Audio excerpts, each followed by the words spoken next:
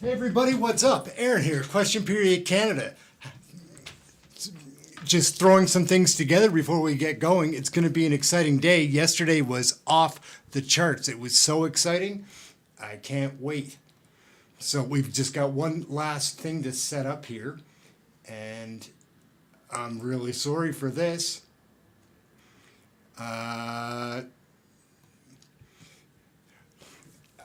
Live broadcasting, right? What are you going to do? I've got my computer working way too hard and I need it to speed up, but it's not going to. Hang with us, we'll just be a moment.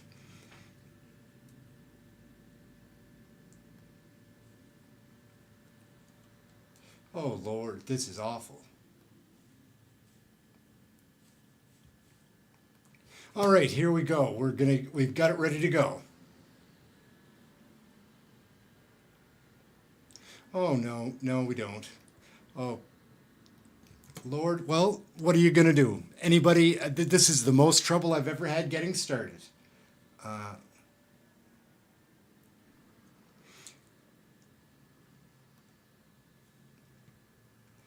Sorry, guys, I'm really embarrassed.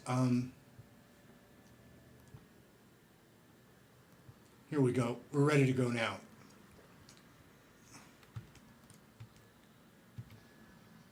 Here we go. The Honourable Leader of the Opposition. We're right into After it. 8 years, Mr. Speaker, this What a Prime mess. Minister has Sorry, everyone. replaced the It'll joy be- of Christmas for children problems with moving forward. poverty. 27,000 young people in Quebec have had to ask for a Christmas present under the 29th edition of the Santa Claus operation. One letter says, I'd like to be able to get a gift so that we can eat well on Christmas Eve. This has never been seen before, according to the coordinator. Young people are looking for warm clothes like snowsuits. When will the Prime Minister reverse these inflationary deficits so that our kids can have the joy of Christmas back? The Honourable President of the Treasury Board. Side of the House, we will always invest in our economy and help vulnerable Canadians at the same time. That's why our Canada Child Benefit has lifted almost 500,000 children out of poverty, Mr. Speaker. That's why we put in place $10 a day childcare. Why, Mr. Speaker? So families can go back to work. And that's why we are stabilizing grocery prices with the law that we introduce in this House today. And we encourage every member of this House to vote in favor of it. Thank you, Mr. Speaker. Anita Anand is all fired up. The Honourable Leader of the Opposition.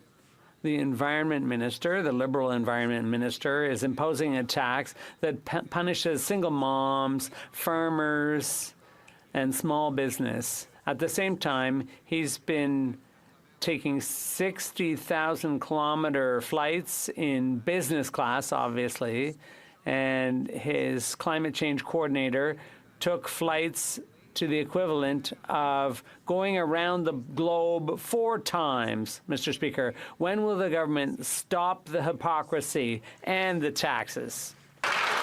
Interesting. The Honourable Minister of Innovation. Mr. Speaker, I think Canadians watching us will see where the hypocrisy is. The Conservative leader, Mr. Speaker, Knows about was hypocrisy. against all the investments we've made in green energy, in green aluminum, in green steel, in battery plants. I've never heard the opposition leader speak out in favor of the Canadian economy, in favor of the energy transition, and in favor of Canadian workers. That's what we're doing on this side of the House. We're fighting for workers and the green economy. After 8 years, we've entered the next phase of this Prime Minister's economic misery. We've seen just inflation, and today we learn Canada's in a state of stagflation, as our economy shrunk by 1.1% in the most recent quarter, while the American economy boomed at 5%. Wow. Mr. Speaker, this is the result of high taxes, big deficits, and crippling red tape. At the same time as the prices rise for Canadians, their wages are falling down. The economy is now smaller than it was on a per capita basis 5 years ago. Why is it that the American economy is roaring while this Prime Minister's economy is snoring? The Honourable President of the Treasury Board. Mr. Speaker, despite the trite rhymes coming from the other side of the House, I'd like to remind everybody in this House that voice. we actually have an economic plan, unlike the opposition. Our GDP today, Mr. Speaker, is at 4.1% above pre-pandemic levels. That is higher than Italy, the European Union, France, and Germany, Mr. Speaker, and the IMF projects that Canada will have the highest economic growth in the G7 in 2024. Mr. Speaker, that's an economic plan at work. The Honourable Leader of the Opposition. Mr. Speaker, in fact, the economy is smaller today than it was 5 years ago on a per capita basis, and the IMF projects Canada will have the worst economic growth over the next 6 years and the next 40 years. This is the result of high tax hypocrisy. The Environment Minister, it now comes out after he punishes single moms and small business owners and farmers for heating their homes and driving their vehicles. He has flown 60,000 kilometers. His climate change chair has flown the equivalent of going around the world 4 times, and now they're off with 70,000 other people at a air-conditioned dome in the desert in a petro state, Mr. Speaker. Why won't they park the jet, end the hypocrisy, and axe the tax? It's making an awfully good point there. The Honourable Minister for No trouble Innovation. defending that. Mr. Speaker, there is one Chihuahua. number that the Conservative leader will not talk about, Mr. Speaker, is that Canada ranked 3rd in the world for foreign direct investment. Yesterday, Mr. Speaker, just yesterday, Dow Chemical announced one of its largest investment in 126 years in Fort Saskatchewan, Alberta, Mr. Speaker. This is going to be thousands of jobs, hundreds of thousands of hours of construction, Mr. Speaker. This is how you lead the economy. This is how you lead a country. This is how do you lead to bring investment in this country, Mr. Speaker. It didn't convince me. Leader of the Poilievre Opposition. convinced me I of a think he few wants things. to leave the party, Mr. Speaker. Yeah. While his Prime Minister leads the economy into a ditch, the high tax hypocrisy knows no bounds. Now First Nations are speaking up. First it was revolting Liberal MPs who were worried about losing their seats because of the Prime Minister's tax on home heat. Then it was other premiers refusing to collect the tax. Then it was farmers fighting for their ability to produce food without taxes. And now First Nations, over 100 First Nations communities have taken this government to court because they're violating the rights of our First People with the carbon tax on rural and remote people. When will they stop violating the constitutional rights of First Nations and axe the tax? Axe the tax. There he is. The Honourable Minister. Oh no. Patty Hayju. She's Well, brutal. first of all, Mr. Speaker, they're not our First People, but they are our First Nations, which are independent First Nations. And, Mr. Speaker, this government from no, they're not. Listen to that, Mr. Speaker. The colonialism in this place from the Conservatives just won't quit. I will say, Mr. Speaker, that we respect First Nations on this side. We know that they're leaders. That's why we've invested hundreds of thousands of millions of dollars in First Nations to ensure equity in water, in child welfare, and in housing, and we'll continue, Mr. Speaker. L'honorable député de La Prairie. The honourable member for La Prairie. Will the Honourable Member from Battle Creek Crowfoot please wait his turn to ask a question? The Honourable Member for La Prairie. Monsieur le Président. Mr. Speaker, Quebec alone gets as many asylum seekers as all the other provinces combined. This has cost Quebecers $460 million, even though refugee claims are a federal responsibility. Quebecers shouldn't have to foot the bill for Canadians, nor do they deserve the arrogance of an immigration minister, even though he's from Quebec, who tells them he's not a bank machine. It's a shame to have to go over a Quebec minister's head to solve a problem for Quebecers, but that's what we have to do. We have no choice. So I call on the Minister of Finance. Will she reimburse Quebecers? This is how I find the Bloc Québécois. It's like Mr. a person that's Speaker, complaining at a clearly party that they don't want to be at the there's party, but they a won't global leave. refugee crisis. Canada is affected by it too. We have a moral duty to do something. Asylum seekers are a shared jurisdiction between Quebec and Canada, and we will continue to have discussions with Quebec City. The honourable member Dan for La Prairie. Vandal is one of the Mr. few Speaker, it took a Liberals. minister from New Brunswick I don't have to a problem finally with get the federal government to at all. acknowledge Quebecers' generosity toward refugee claimants. On Tuesday, the Minister of Intergovernmental Affairs acknowledged that Quebec's public services and community organizations were overwhelmed. At least he acknowledged it. That's a start. Meanwhile, Quebecers have had to pay $460 million, even though it's a federal responsibility. On Tuesday, the minister undertook to speak to his colleague, the finance minister. Has he done that? And when will they send a check to Quebec for $460 million? The Honourable Minister of Transport.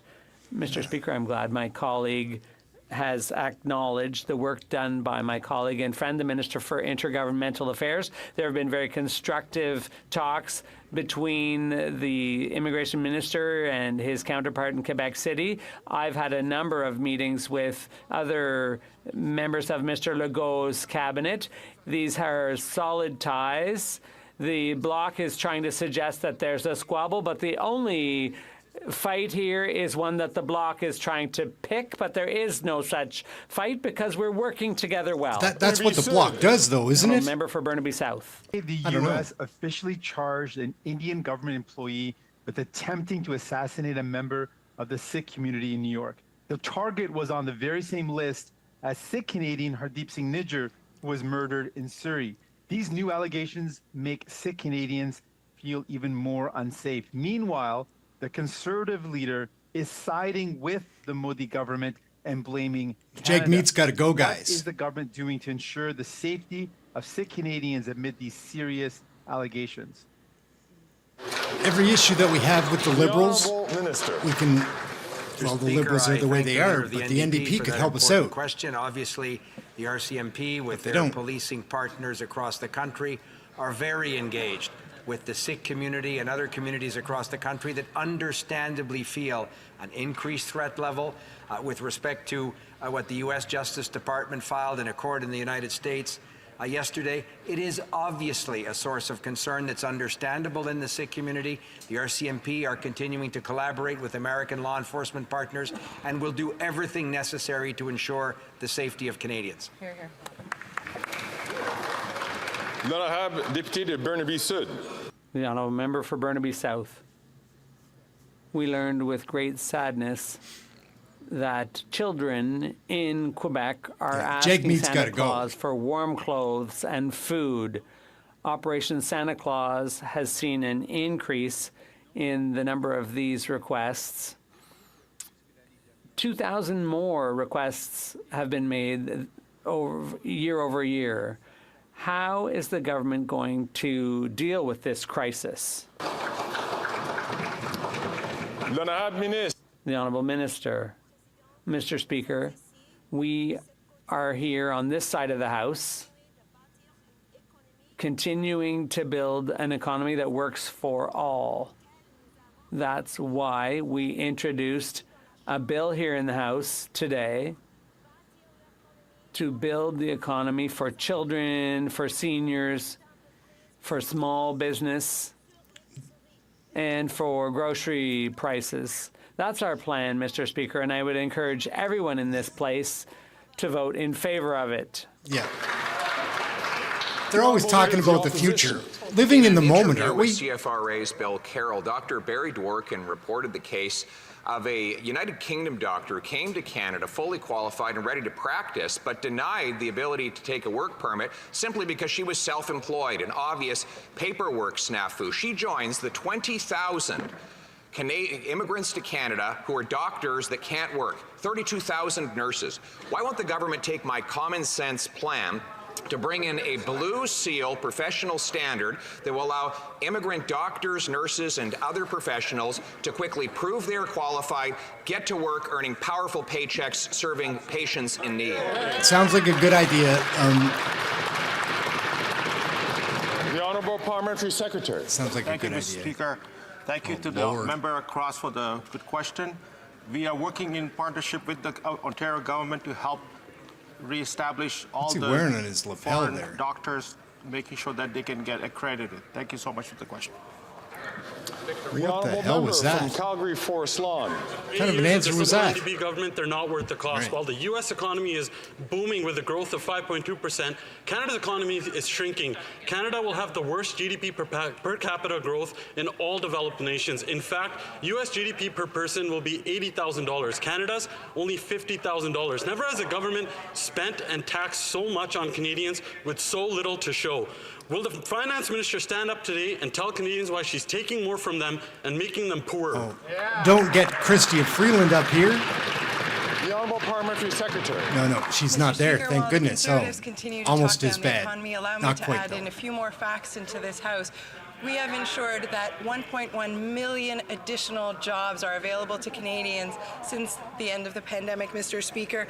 And that's important because those are well-paying jobs. Mr. Speaker, wages have actually increased and outpaced inflation in this country. What? And the report that the Conservative You're full of colleague it. cites, Mr. Speaker, indicates that there was a significant touch. upwards revision of Canada's growth in the second quarter in this country, Mr. Speaker. Thank you. Y'all don't get an extra $90,000 to be a Thank you very much, Mr. Speaker. member of the cabinet. After 8 years as NDP Liberal Extra government, the 90,000. financial gap between Americans and Canadians has never been larger. The average GDP per capita in the United States is over $80,000. In Canada, it's merely $50,000. Unbelievably, Mr. Speaker, the situation is getting worse. The growth was over 5% in the United States this year. In Canada, it's shrinking by more than 1%. When will this government finally take responsibility for failing Canadians and change direction and adopt a common sense plan led by a common sense leader? They're going to come and say that how much they care, and then they're investing in all of these programs, and children's dental care, seniors' dental care. Like, ask a question. The Honourable Minister.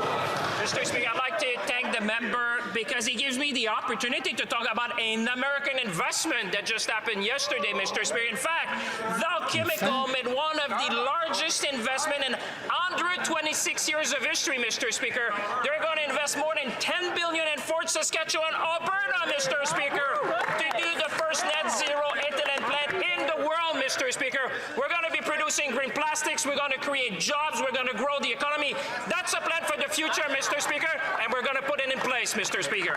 what do you guys think of FPC? The Honourable Member from Northumberland, Peterborough Little South. Chihuahua man? Thank you very much. The reality is the more this government spends, the poorer Canadians get.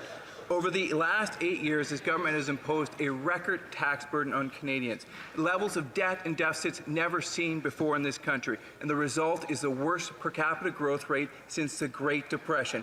Record food bank usage. 2 million Canadians going to a food bank every month. Why are these Liberals so hell-bent to bankrupt Canadians?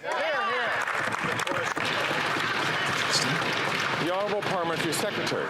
Mr. Speaker, our Lining job their as a government pockets. has been to Friends' balance pockets. compassion with fiscal responsibility, and that's exactly what we've done. We are there for Canadians with the Canada Child Benefit. We are there for families with supports. We're there for our seniors with supports, Mr. Speaker. And when the member opposite talks about being there for Canadians, I wonder why that very member has been filibustering our motion on the Canada Pension Plan in Finance Committee for weeks now, Mr. Speaker. We will continue to be there for Canadians. Then I have Député de The Honourable Member for Charlebourg, Haute-Saint-Charles. Mr. Right. Speaker, yesterday we learned the U.S. economy grew by 5%, while in Canada our economy shrank by 1.1%. The American economy is booming and Canada's is stalled. Americans are getting richer, Canadians are getting poorer.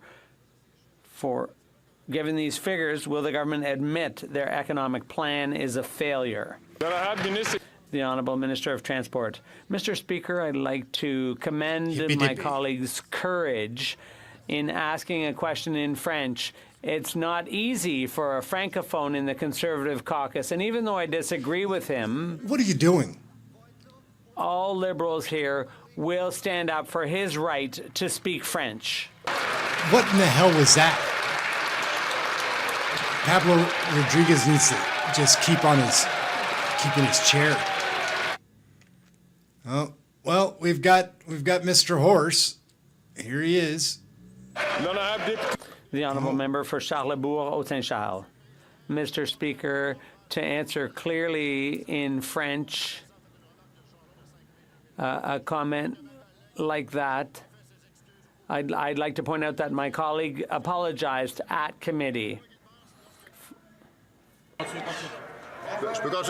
Can I continue, Mr. Speaker? Okay. My question is, Operation Santa Claus has been around since 1995 in Quebec. Young people are sending letters to Santa Claus. Normally they ask for toys, but this year they're asking for warm boots and snowsuits. Does this make any sense for this to be the situation we're in? The Honourable Minister of Transport. See what if he does it again? Mr. Speaker. That was frustrating to watch. There are two official languages here, English and French. Both can be used. That's all he's going to say? I would ask members to please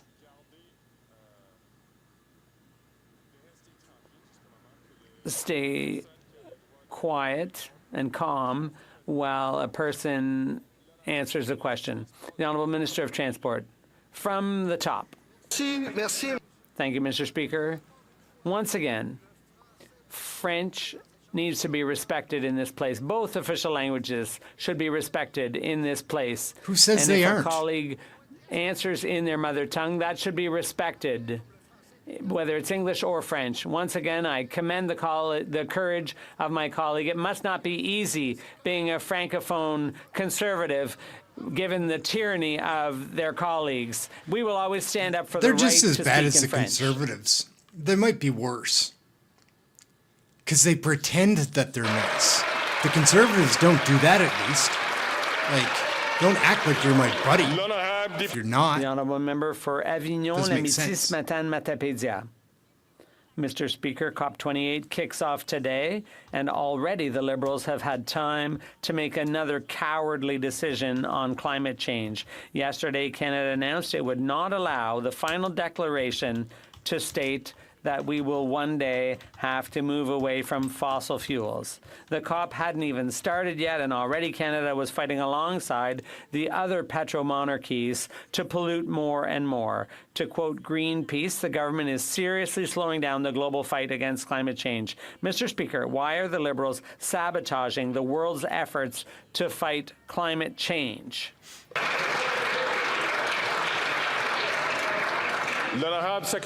The Honourable Parliamentary Secretary. Thank you, Mr. Speaker. COP28 is the next major step in the collective effort to strengthen public safety, economic prosperity, and the well-being of our planet. We recognize that there are still challenges to be met. Canada is willing to work with its partners to accelerate global efforts in order to reach the main goal of the Paris Agreement, and that is to limit global warming to 1.5 degrees Celsius. Thank you, Mr. Speaker. The Honourable Member for Repentigny.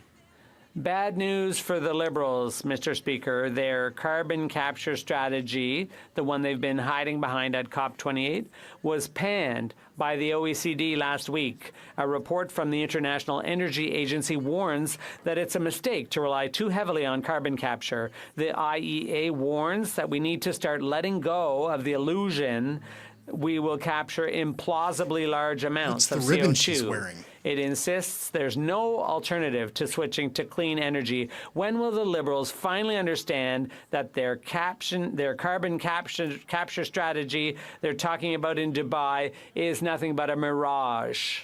The Honourable Parliamentary Secretary. Last time he spoke, he put both feet in his mouth. It was hysterical. The Bloc acknowledges that the federal and provincial governments have an important role to play in this issue of fighting climate change. It's ironic that the Bloc is calling for the cancellation of projects when they're constantly telling the federal government to mind its own business. Thank you, Mr. Speaker. Now, yeah, he won 4 Olympic gold medals, actually. repeating itself at COP28. Canada is once again conjuring up a mirage of green oil. And while the Minister of the Environment is making fine speeches in Dubai, back home in Canada, oil company Suncor announced on Monday it was increasing production with the resumption of operations at the Terra Nova oil field in Newfoundland. Once again, while the minister's making fine speeches, oil is flowing like never before back here in Canada, all while the planet is burning. When will the Liberals stop being part of the climate problem? The Honourable Parliamentary Secretary. Thank you, Mr. Speaker. I appreciate the question from my friend and colleague in the Bloc. The oil and gas industries make significant contributions to Canada's economy. They are also the largest emitters of GHG emissions. And that's why the oil patch is a key part of our plan to reduce emissions. This government plans to publish a plan for caps by the end of this year. Thank you, Mr. Speaker. And London, Kent, Middlesex. Speaker, after enduring 8 years of this NDP Liberal government, 1 in 5 households in Ontario are struggling to put food on their tables. That adds up to 2.8 She doesn't million speak very often either. people, including 700,000 children. This is shocking. This is the highest record numbers that we've ever seen. It's painfully clear that this Prime Minister is not worth the cost. So will the Prime Minister tell his appointed senators to stop delaying Bill C-234 and to pass the bill now to bring lower prices for food for all Canadians? We're fighting about this a bit in the Senate too, about the bullying Mr. and Speaker, whether we they have introduced allegiances to legislation in parties. this House today which seeks to modernize competition laws to stabilize grocery prices, and we encourage everyone in this chamber to vote in favor, including the member opposite. In addition, Mr. Speaker, I wonder why the party opposite continually votes against measures that aim to make life more affordable for Canadians, whether it is the Canada Child Benefit, whether it is $10 a day childcare, whether it is supports for small businesses. Every single time the party opposite votes against, and it's really difficult to understand what is their plan. The honourable member from Lambton, Kent, Middlesex. Well, Mr. Speaker, under this government, there's been more people using a food bank than ever before. It's record numbers, and this Prime Minister is responsible for bringing record-level hunger to Ontario. Now, I understand that the self-proclaimed Socialist Environment Minister is threatened to resign if the bill passes, but Canadian farmers need this carve-out immediately. This will make food prices cheaper because if you're taxing farmers who grow the food, you're taxing Canadians who buy the food. So again, will the Prime Minister tell his appointed senators to stop delaying Bill C-234 and pass the bill so we can bring home lower prices for groceries for all Canadians? We do some question periods here too from the Senate.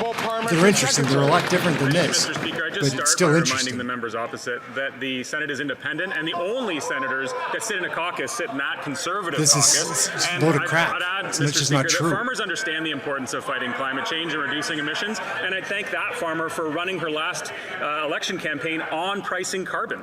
That's why our pollution pricing policy reflects the realities of Canada's agriculture industry. We've spent almost $500 million on R&D and adoption for clean technologies for grain drying. We spent $12 million to reduce methane emissions from cattle, and we've spent $670 million to support the adoption of greenhouse gas reduction practices on farms, and we'll keep supporting farmers because they're key to fighting climate change. Did he just say they spent $12 million on reducing methane emissions from cattle? Quite hopped up. That is what he It's said. a little surprising that I'm it's sure. happening today on a Thursday. I ask all members, please, allow the person who has the floor to speak so that we can hear the question and hear the answer. Sir, I don't like it. The honourable member for Boasts. Mr. Speaker, the costly Bloc Liberal coalition showed us once again Hey, Boo, what's up? yesterday they aren't worth the cost. They rejected our motion to force the Senate to pass our common sense bill C-234. After 8 years, when Canadians have never been in such dire straits, these two parties want to increase the carbon tax even more radically. Canadian farmers need our support. Will the Prime Minister tell his own appointed senators to stop blocking Bill C-234 and bring down the cost of groceries for all Canadians? Yeah, if you've never seen a Senate question period, check one out sometime. I've done them. Mr. Speaker. They're fun. They're different. I'd like to reassure my honourable colleague, there are no Liberal senators. There are only Conservative senators. This is not true. And it's Conservative They're called senators progressive senators, who are bullying and independent that's a Liberal senators group of senators. because they couldn't exercise their democratic right. The Conservative senators weren't respecting democracy. They weren't respecting Parliament. But the Senate is at an arm's length. It's independent, and they will act independently. Centre. Thank you, Mr. Speaker. The Prime Minister acknowledged missing and murdered Indigenous women, girls, and Two-Spirit people as an ongoing genocide. Parliament unanimously recognized it as a nationwide emergency. But how many times does the government's fall economic statement mention MMIWG2S? Zero. Mr. Speaker, zero. This government has a million excuses, but they refuse to take the urgent action that's needed to stop the violence. Can the minister explain why his government's fall economic statement fails to mention this ongoing genocide? Hear, hear. The Honourable Minister for Crown Indigenous Relations. Thank you, Madam. And Gary's going to give a quick answer, I bet. He always looks so nervous. Thank you, Mr. Speaker. I'd like to thank my colleague for her comments and for her question. Addressing the ongoing violence against Indigenous women, girls, and 2S LGBTQ+ people is a whole-of-government approach which requires living up to our moral obligations as a country and to the calls for justice, Mr. Speaker. That's why Budget 2023 invests $125 million to implement the National Action Plan on MMIWG, and we will continue to work with our partner, my friend opposite, as well as all Canadians to ensure that we address the issues of missing and murdered Indigenous women and girls. Thank you. The Honourable Member from Nunavut. There are First Nations who cannot return to their home communities due to the lack of homes. They are being pushed out of their culture, family, and traditions due to the neglect from the Liberals. At the pace this government is moving, it would take anywhere between 58 to 141 years to close the infrastructure gap, despite promising that they would close it by 2030. Can this government tell us when enough homes will be built for First Nations to be able to live in their home communities? The Honourable Minister. Well, thank you, Mr. Speaker, and I share the member opposite's sense of urgency for closing the infrastructure in First Nations. And let me tell you, Mr. Speaker, in 2015, we inherited a situation where no investments had been made in housing, and since 2016, 30,000 homes or renovations have been completed across the nations with the leadership of First Nations, investing in new models, ensuring that people have the tools and the support and the equity to be able to continue to close that gap. We'll be there, Mr. Speaker, as a truthful partner with First Nations. The Honourable Member from St. John's East. Every day, approximately 12 people die by suicide. She's going to be teeing one up because she's not. Each life lost by suicide can have far-reaching effects, whether that's families grappling with the loss of a loved one or the effects that are felt in communities. It's essential for Canadians to have timely access to suicide prevention. They need to know that they are not alone, that there is someone there to help. Can the Minister of Mental Health and Addictions update us on the launch of 988 story about suicide and rather than whatever crisis line? bullshit's going to come out of the Liberals, whoever responds. My father last November went to the hospital because he was feeling bad. They said, "You're fine, send him home." Wouldn't help him. 2 hours later, he jumped off a bridge. Those who have lost someone to suicide. That's how that went We down. also reach out to those who struggle with suicidal thoughts.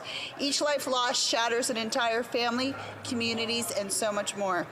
As of today, the people in Newfoundland and Labrador and anywhere in Canada can now call or text 988 to have access to 24/7 bilingual, trauma-informed, and culturally appropriate suicide prevention support.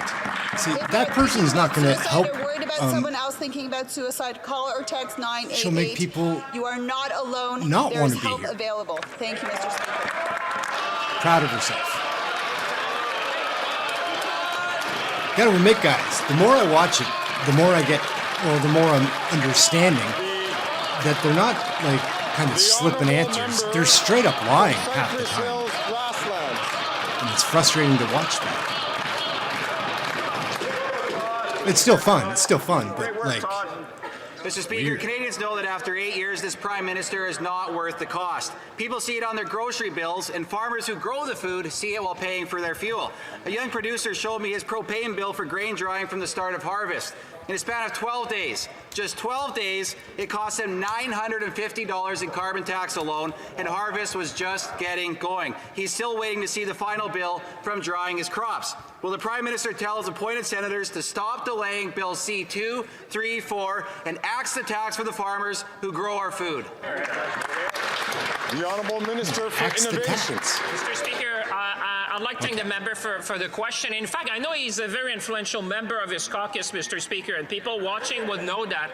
Mr. Speaker, if he wants to give a gift to Canadians before Christmas, why don't he convince his caucus colleagues to vote for affordability bill, Mr. Speaker? Because in that bill, Canadians know that we will be reforming competition, one of the most fundamental reform in Canadian history, Mr. Speaker. We're going to give more power to the Contribution Bureau. We're going to make sure that they can do the study, Mr. Speaker. Canadians know that the best way to stabilize price in the country for the mid to long term is to have more competition. Will they do the right thing for Canadians once for all? The Honourable Member. If it's called the Affordability for Act. Cypress Hills Grasslands. Well, the fastest way to provide more affordability for Canadians would be to pass Bill C2, 3, 4. Yeah. Mr. Speaker, we have the receipts to show just how much the carbon tax costs farmers who grow the food.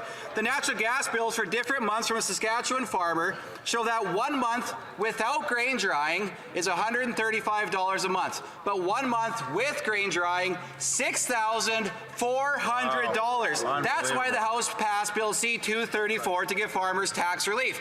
Who does the Prime Minister think should pay that ridiculous cost? The farmer who grows the food, or the families who are struggling to put food on the table for their kids? It will be nice if they pass this. Mr. Speaker, 2 points. First of all, the only senators Conservative that bill. are managed by anyone in this chamber are Conservative senators who sit in the caucus of the Leader of the Opposition. Second point, They're picking on if low-hanging members fruit. opposite were so concerned about food affordability, I would urge them to take a look across the pond They're at the hypocrites. instability that Vladimir Putin's illegal war is causing to food and supply chains around the planet. Ukraine is traditionally known as the breadbasket of the planet. Food supply issues and the cost of food is directly related to that illegal war. It would be great if the members opposite got behind supports like the Canada-Ukraine Free Trade Agreement. The Honourable Member from They're a funny bunch. Mr. Speaker, yesterday He's well the Liberals spoken. voted with the Bloc to Well, keep the that's a good tax question. on farmers. This bill would have saved farmers nearly $1 billion between now and 2030. This Christmas season, people are hurting. PEI farmers are paying between $30,000 and $75,000 more a year due to the carbon tax, and a farmer in Western New Brunswick has had his cost increased by over 30% on freight alone. This is unbearable for our producers and consumers. When will this Prime Minister finally hear the cries of our farmers and tell his senators to pass Bill 234? Yeah, again, there's 5 groups of senators. There is a conservative group. It's called the Conservative Senators Group. But there's another group that used to be called the Liberal Senators Group that changed their name, that's it, to Progressive Senators Group. Does not have a plan for the environment. Quite simply, on Prince Edward Island, they're well aware of what the environment can do. With Fiona, we had winds of over 200 kilometers an hour. We destroyed burns. It killed dairy cattle. Quite simply, Mr. Speaker, if you do not deal with the climate, you do not do anything with grocery prices. Our government has a plan for the environment, and we will lower and stabilize Fleece the Canadians to grocery prices. Thank you, Mr. brokenness. Speaker. The Honourable Member from Moose Jaw Lake Centre. Mr. Speaker, after 8 years of this NDP Liberal government, everyone is struggling. Farmers across Canada buy their goods retail and sell what they produce wholesale. Farmers are now paying $150,000 in the inflationary carbon tax. They know this Prime Minister is just not worth the cost. When will he tell his appointed senators to stop delaying C-234 and axe the tax so people can afford their groceries? The Honourable Minister for Agriculture and Agri-Food. Mr. Speaker, again, I tell my honourable colleague Macaulay what thinks his he's in party and Prince his Edward leader Island right needs now. is a plan for the environment. We have a plan for the environment, and in fact, just 2 weeks ago, I was able to make an announcement in Manitoba with the government in order to create the last living lab right across this country. And in fact, what goes on with living labs is that scientists, farmers, and the industry work. What's Mr. I'm going to Horst ask, again, I've asked a couple of times for these colleagues, please keep your voices down when you don't have the floor. It's time for the Minister to answer so that we can all hear the answer. I ask the member from Brantford Brant, please to do so, and South Shore, St. Margaret's as well, to keep his voice down. The Honourable Minister from the top, please. Thank you, Mr. Speaker. As I indicated quite clearly, if you're going to deal with the environment, you have to have a plan for the environment. We have a plan for the environment, and I was just using one of many examples that we have. Living labs right across this country. What we do with living labs is make sure that farmers, scientists, and the industry itself works together in order to make sure we deal with climate change. We produce better crops. We take carbon out of the air and into the soil. We will continue to work with farmers and ranchers right across this country in order to make sure we stabilize food prices right across this country. Thank you, Mr. Speaker. He does just need the spotlight, Ferguson. The honourable member He just wants the attention. Thank you. Well, Mr. Speaker, the National Assembly unanimously criticized Ottawa's decision to give the contract for surveillance aircraft to Boeing without a bid for tender. All of our elected officials in Quebec have criticized this deliberate choice to push aside our aerospace industry. And this is not just depriving the industry of a $9 billion contract. Ottawa is also hurting sales of Quebec aircraft abroad by turning up its nose at our aerospace sector in front of all of our trade partners. This is not a great sales strategy. Do the Liberals realize that they're hurting our aerospace industry throughout the world? There's a problem exclusive to Quebec being discussed. Thank you, Mr. Speaker. As my colleague said, developing our aerospace industry is something we will be able to do even more with this morning's announcement. And we will also be giving the armed forces the tools they need to protect us here in Canada and to defend Canada's interest abroad. That is why businesses like CAE and others in Montreal, Mirabel, and elsewhere in Canada will be able to benefit from the various benefits from this morning's announcement. He's got a very strange way of speaking. It's interesting to see him when he's speaking English because he has a French accent, but it's like it's a mix of accents. Aerospace industry, Very giving strange $9 billion delivery. to Boeing without a bid for tender. The Liberals are abandoning our biggest export sector, and they're not just abandoning our large businesses, they also haven't helped SMEs who may end up going bankrupt if nothing is done about paying back the money from the emergency fund. That's the Liberal record recently. They've hurt big companies in Quebec and small companies. I would say that ultimately they're hurting the entire economy of Quebec. Well, whoop-de-doo. The Honourable Minister of Public Services and Procurement. Thank you, Mr. Speaker. Helping Quebec's industry and helping the aerospace industry throughout Canada was one of the goals of today's announcement. Over the next few months, we will see that there will be 3,000 jobs. There will be all sorts of benefits in Canada, including Quebec, with about $400 million a year, and that will further help our workers in the aerospace industry in Quebec and elsewhere in Canada. The honourable member from Haliburton, Kawartha Lakes. Speaker, this morning the Chiefs of Ontario joined the chorus of Canadians decrying the failure of the Liberal carbon tax. This burden inflicted upon First Nations, allegedly the most important relationship for this Prime Minister, has forced 133 chiefs to take the government to court in order to get relief. It's clear Indigenous communities are not better off after 8 long years of this government, nor is more money being put back in the pockets of the people who pay this tax. After yet another failure, Speaker, will the Prime Minister realize that the carbon tax has failed Indigenous peoples and finally axe the tax?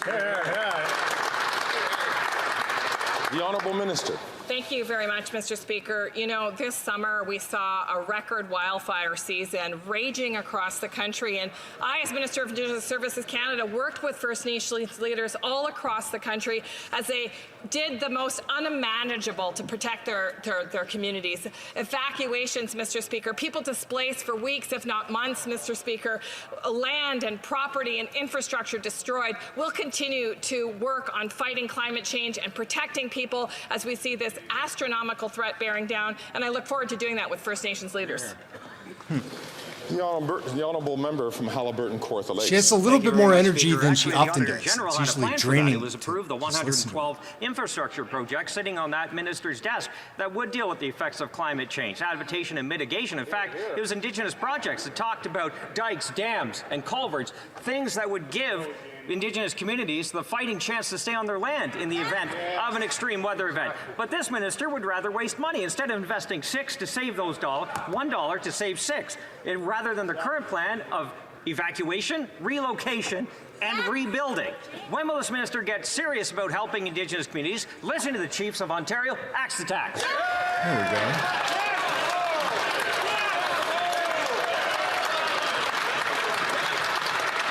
The Honourable Minister for Indigenous Services.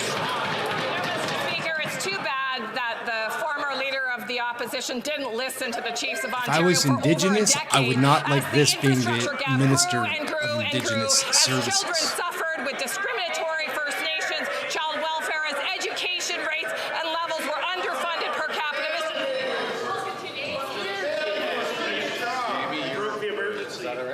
I'm having trouble once again listening to the honourable member. There have been a number of voices close to the speaker. I'm going to ask the honourable minister, please, to start again because I would like to hear the answer.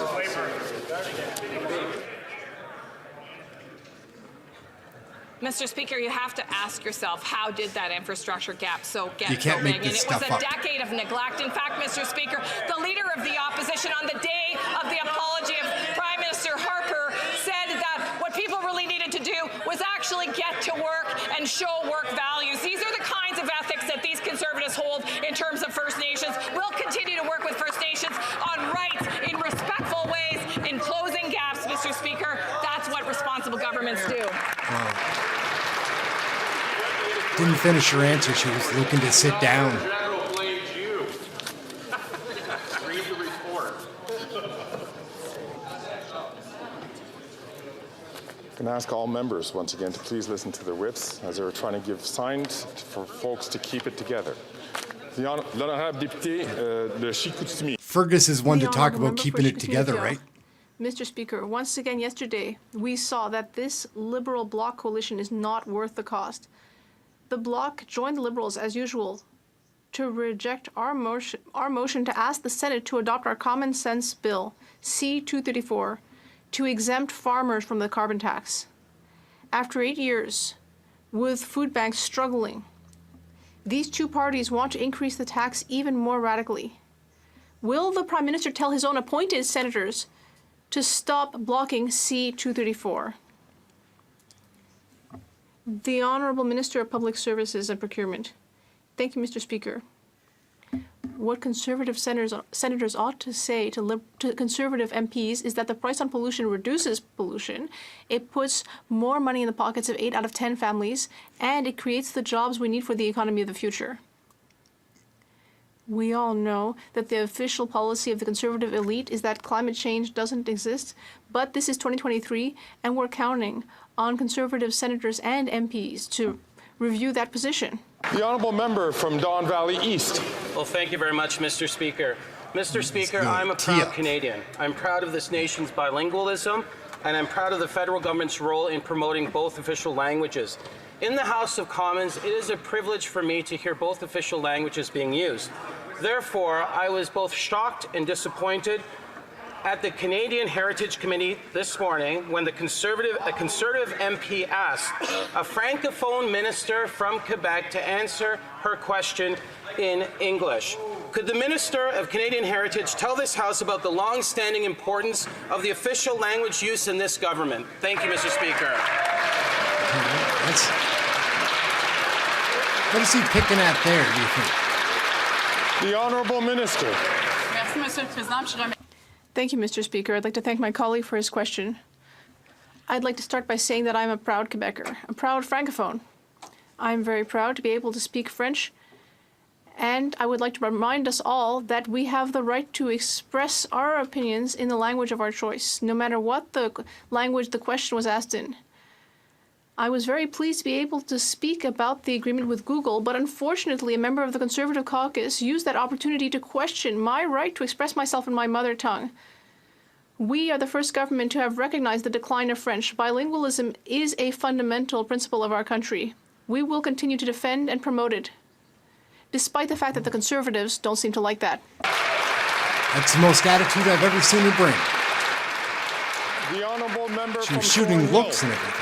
Interesting. The Prime Minister said that he would drop Batter up. $15 billion on Stellantis to create new jobs. What he didn't say is that those jobs wouldn't be located in Windsor, in Ontario, or even in Canada. He's shipping taxpayer money to a Dutch company that's going to employ Korean foreign workers. Another slap in the face to hardworking Canadians who are struggling after 8 years of this government. They can't get their story straight on how many foreign jobs this $15 billion is buying. So why not release the contracts for Canadians to see for themselves? Common sense. I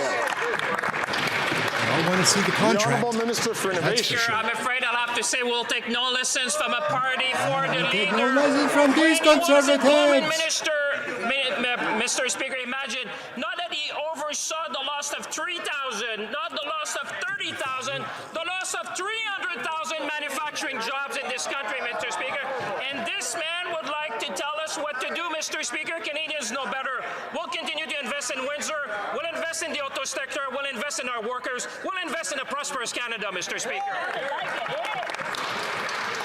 The honourable member from Thornhill. Mr. Speaker, he should take some lessons from this everybody. side.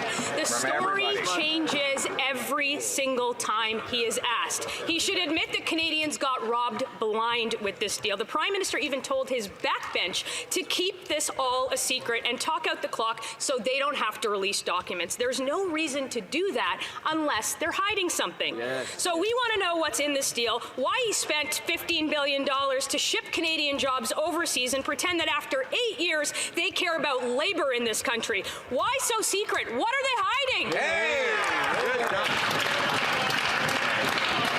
What are they hiding? The Honourable Parliamentary Secretary. Speaker, 2,500 workers in Windsor building batteries. Canadian, local, unionized. An additional 2,300 construction jobs. Canadian, local. That message was delivered in Parliament Hill yesterday by Dave Cassidy, the president of Unifor Local 444. He represents 5,000 Stellantis workers. He will represent the 2,500 Windsor workers that will build the batteries. Who do you trust, Mr. Speaker? The guy who spent his whole life fighting for workers, or the guy who spent his whole life, his whole political career, fighting workers?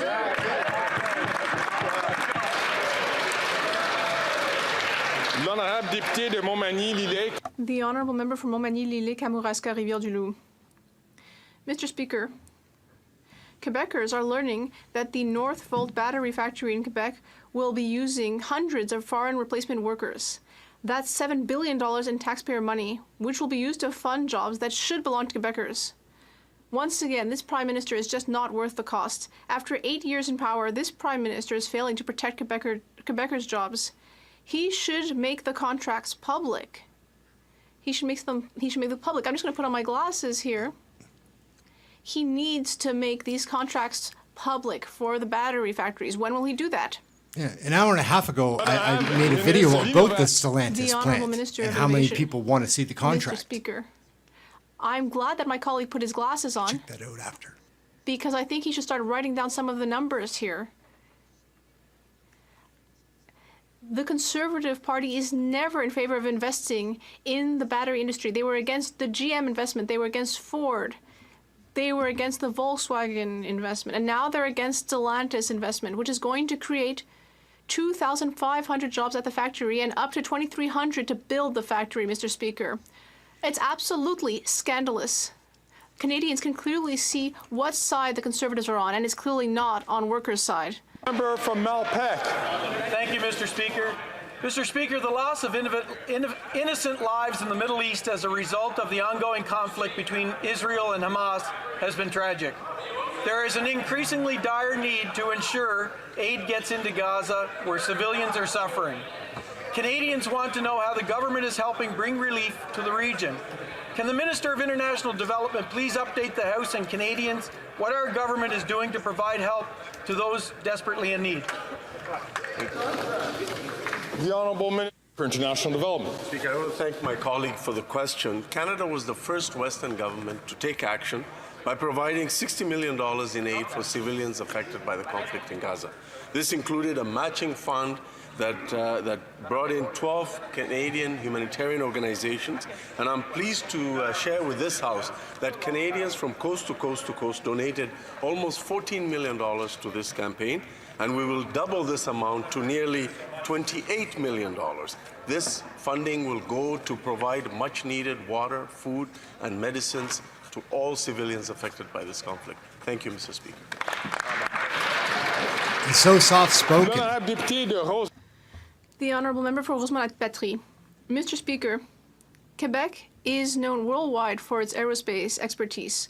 We have the skills and the workforce, and yet when we need new aircraft, the Liberals are deciding to use an American company, and for outdated aircraft, on top of everything else. Why not have an open and transparent bid for tender, which would enable companies like Bombardier to bid? This is mismanagement of public funds. We're talking about well-paid union jobs that are being ultimately lost to Quebec. Why aren't the Liberals helping our aerospace industry? The Honourable Minister of Public Services and Procurement. Thank you, Mr. Speaker. I'd like to thank our colleague for giving me a chance to talk a little more about this subject. This morning's news is excellent news for the armed forces, who will have aircraft that are designed for the critical situation we're now facing globally. This is also good news for the aerospace industry throughout the country. We know that providers will be receiving investments of $400 million a year with hundreds of jobs, and we know that various companies like CAE and our partnerships with Polytechnique and the Université de Sherbrooke will benefit a great many stakeholders throughout the country. No point of order for question period. There's one more question on the list. The Honourable Member for Richmond North Basca. Awesome. I love it when he Mr. speaks. Speaker, It's going to always bring a scandal. In this House, we often criticize the government vigorously, but we should also congratulate it when it does good things. I'd like to thank the Minister for her hard work to sign this first agreement with a web giant, Google. This will help our media, but I'd like to ask her to confirm that some measures have been taken to support our local and regional media. For example, in my riding, there are various small newspapers and radio stations. So I'd like to hear from her whether measures or guidelines have been put in place to ensure that these local media can also have their fair share and that this will support them in future. The Honourable Minister of Canadian Heritage. Thank you, Mr. Speaker. I'd like to thank my colleague. I recall when I was at the National Federation of Culture and I would come here to discuss the importance of protecting our media, my colleague, even though he was part of the Conservative caucus at the time, always spoke up for media, including rural media. So I'm pleased to be able to tell him that under the agreement, there will be a place for local and regional media at the negotiation table, as well as official language minority media. That will be good for all media in the country, and we're really keeping a spot at the table for local and regional media. Thank you. I think that's going to wrap it up, maybe. As I've already said to the members yesterday, There are 4 points of What is order this? in the House. Okay. The first was done by the member for La Prairie and is coming up now. Mr. Speaker, We'll watch the parties were points of order. consulted, Let's see and I what's believe up. that we have unanimous consent for the following I didn't know it was motion. going to be Bloc Québécois. That the House recall that Christmas is a tradition celebrated in Quebec and Canada. B, denounce the Canadian Human Rights Commission statement that statutory holidays related. Yeah. Oh, well, then I didn't know that was going to happen. So, guys, that's it. That's the show. Had a lot of fun. Glad to see some people joining us. It is fun. I've got other videos that you can check out. I might do another Senate. I don't know if there was a Senate today, question period. If there was, I think I'll probably do that later on. And yeah, check out some of my other videos. I've got lots, like not the live stuff, the stuff where I actually do the editing and everything. They're way more exciting than the live shows. They just are, because you can take your time with them and build them. Anyways, something to check out. Thank you so much for watching. I'm freezing in here. My house feels like it's 50 degrees in here. It's crazy. Anyway, I'm going to run. Thank you so much for watching. Ehren, Question Period Canada, having fun with Canadian politics right here. We'll catch you next time. Thanks for watching.